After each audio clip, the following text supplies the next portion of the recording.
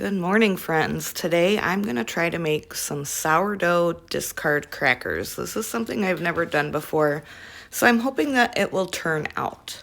I will leave the recipe in the description, but I'm adding 1 cup of flour to my mixer, and I'm going to add 1 cup of my sourdough discard. It's time for me to feed her, and I don't want to just throw it away. I typically try to make something every day with that discard.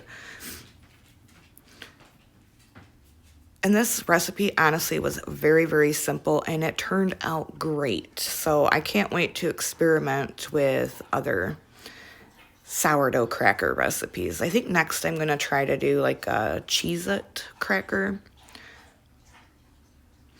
And the good thing about this cracker recipe is you can really add any spices that you want. So the 1 cup of discard into the mixer.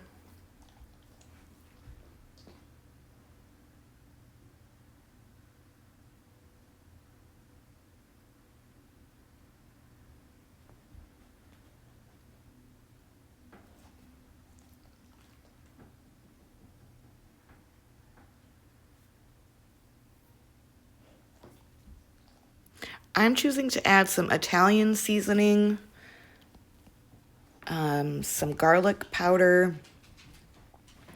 and some farmer's dust. So I'm going to add about a 1/2 tablespoon of the Italian seasoning.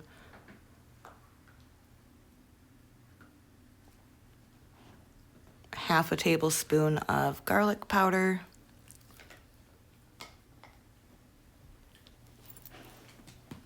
And I'm going to add a whole tablespoon of this farmer's dust that Carmen sent us.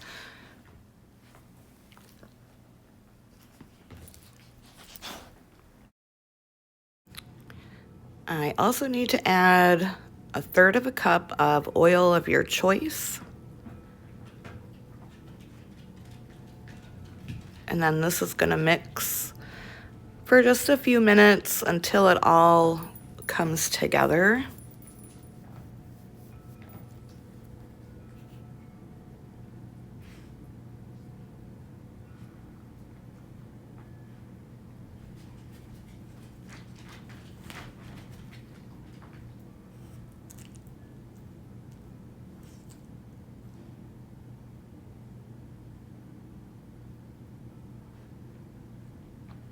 Now I need to feed my sourdough starter. I do a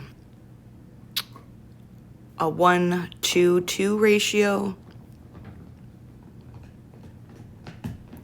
Well, actually, it's a 1-to-1 ratio. So typically that means I have about a cup of starter, and then I'll add 1 cup of flour and 1/2 cup of water.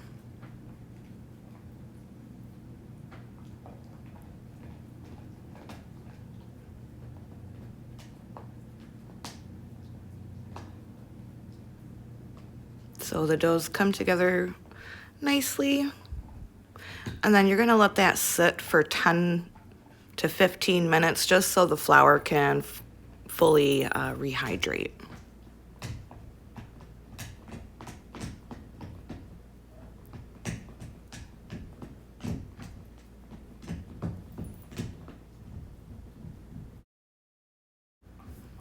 In the meantime, I'm going to mix up the flour and water that I just put into my jar. I like my sourdough starter to be on the thicker side. I just find that it gives a nicer flavor and a more powerful rise with the things that I bake with it. And when I say thick, that is what I'm talking about.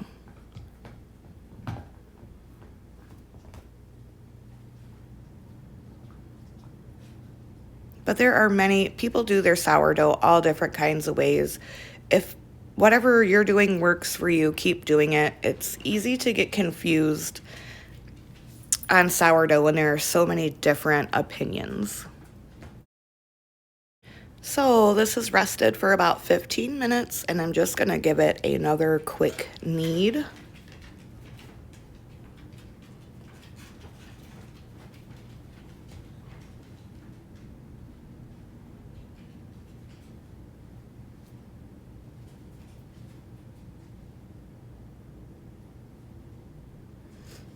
And I'm gonna come over here and lay it out on some parchment paper. This needs to be rolled out really, really thinly. The thinner, the better.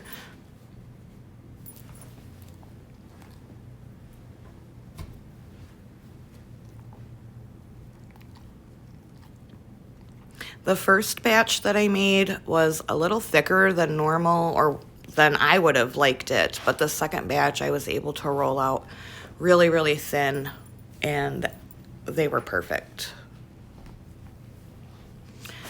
So you want to, like I said, roll this out as absolutely thinly as possible.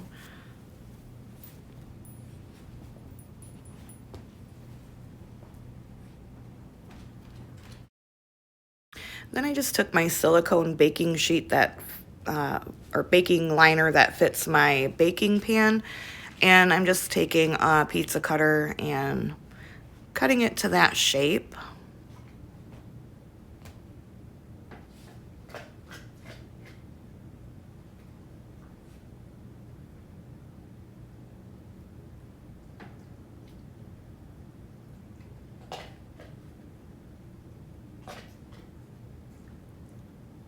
And then I'm gonna pick this up and lay it carefully onto my cookie sheet.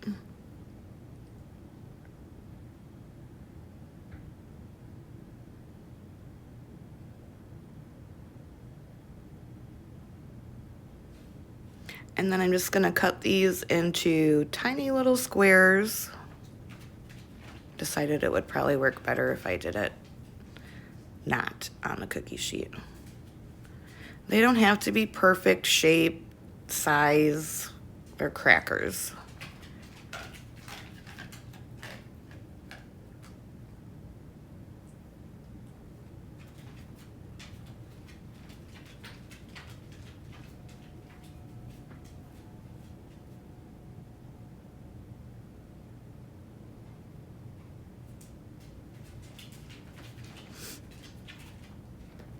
Back onto the cookie sheet. And then I'm gonna take a fork and poke some holes in them. This is gonna allow any steam that's in there to escape and make them bake up nice and crunchy. Into the oven for 15 minutes. So they are out and they are cooled, but I wanted to show you. So that was the first batch. They were a lot thicker than the second batch, but they were both very crunchy.